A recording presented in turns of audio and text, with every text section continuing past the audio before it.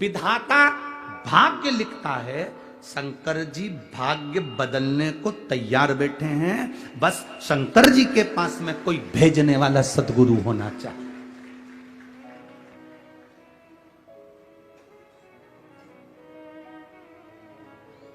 आज लोग का हमसे कहते हैं, गुरुजी तुमने कई लोगों की, बहुत लोगों की दुकानदारी बंद कर दी। हम किसी की दुकानदारी बंद करने के लिए व्यासपीठ पर नहीं बैठे हैं। हमारा तो केवल एक काम है, ये शरीर मेरे महादेव ने अगर दिया है तो आपसे बस इतना कह सकते हैं कि महादेव की शरणागति लेओगे तो दूसरे के हाथ जोड़ना नहीं पड़ेगा। दूसरे के हाथ नहीं जोड़ना पड़ेंगे। एक बार अगर शंकर की चौखट पर जाना चालू कर दिया, केवल यह मत सोचकर जाना कि मेरा काम होगा तब मैं शंकर जी के मंदिर जाऊंगी, काम नहीं होगा तो मंदिर जाना छोड़ दूंगी। ना ना, उसका पीछा मत छोड़ना, उसके मंदिर में जाना मत छोड़ना, उसको एक लोटा जल चढ़ाना मत छोड़ना, उसके दरवाजे पर झाड़ू पोछा लगाना मत छोड़ना। वो तुम्हें नहीं छोड़ेगा, जीवन पर्यंत नहीं छोड़ेगा। ये शिव तत्व है। शंभु शंकर ओघड़ी है।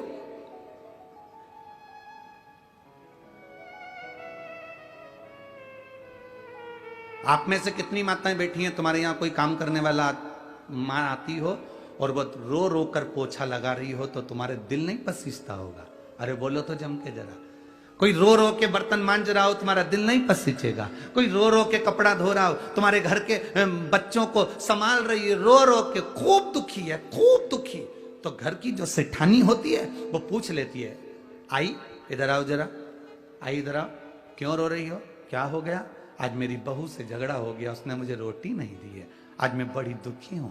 सेठानी कहती है, तुम काम छोड़ो पहले, लो मैं प्लेट में खाना देती हूँ, ले खाओ। आई, रोना नहीं, जीवन तो चलता रहता है। सेठानी को दुख होगा, उसके घर की बर्तन वाली, काम वाली, पोछे वाली अगर कोई दुखी है तो सेठानी को दुख होता है। इस मृत्यु लोक में रहने वाला कोई मनुष्य दुखी है तो मेरे महादेव को दुख होता है। मेरा महादेव दुखी होता है। और महादेव को दुख किस बात का है कि तू मेरे घर में आता है, मेरा भजन करने वाला और दुखी हो जाए। संसार में रहने वाले, पृथ्वी पर रहने वाले अगर दुखी होंगे तो शंकर को दुख होगा। तो किसी को कोई फर्क नहीं पड़ेगा, पर शिव जी को दुख होगा कि मेरी पृथ्वी पर रह रहा है। ब्रह्मा ब्रह्म लोक में रहते हैं, भगवान विष्णु बैकुंठ लोक में रहते हैं, इंद्र इंद्र लोक में रहते हैं, देवता देवलोक में रहते हैं, पितर पितर लोक में रहते हैं, पर शंकर भगवान मृत्यु लोक में रहते हैं, पृथ्वी पर। सबसे ज्यादा दुख उनको होता है कि तुम इधर उधर क्यों भटक रहे हो। अगर तुम्हें दुख आया है ना तो तुम एक बार मेरे पास आओ तो सही, तुम मेरे पास आकर बोलो तो।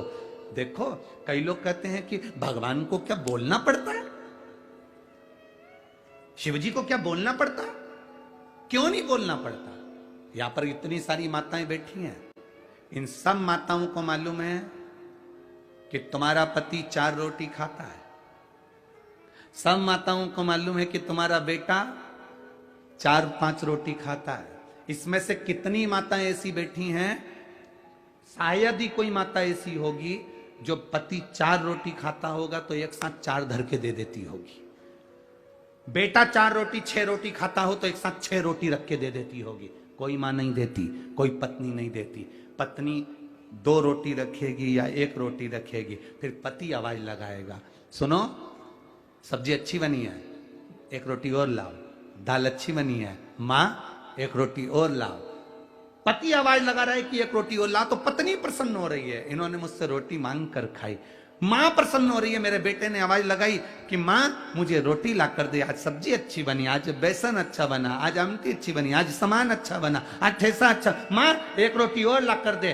बेटा मां को बार बार बुला रहा है। मां को मालूम है 6 रोटी चाहिए तो मां 6 रोटी दे सकती थी, पर मां ने जान कर नहीं दी कि मुझे आवाज लगाएगा। भगवान तुम्हें सब कुछ दे सकता था, पर भगवान चाहता है कि तेरे बाप को आवाज तो लगा।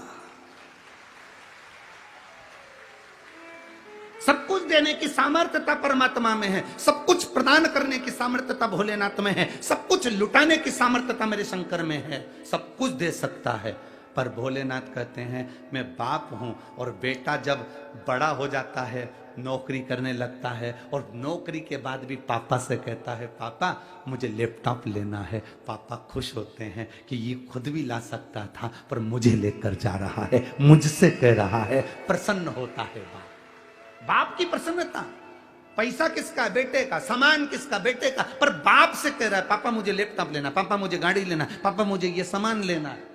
ला सकता है, सब कुछ ला सकता है, पर बोला क्यों है? क्योंकि उसको महान बनाना।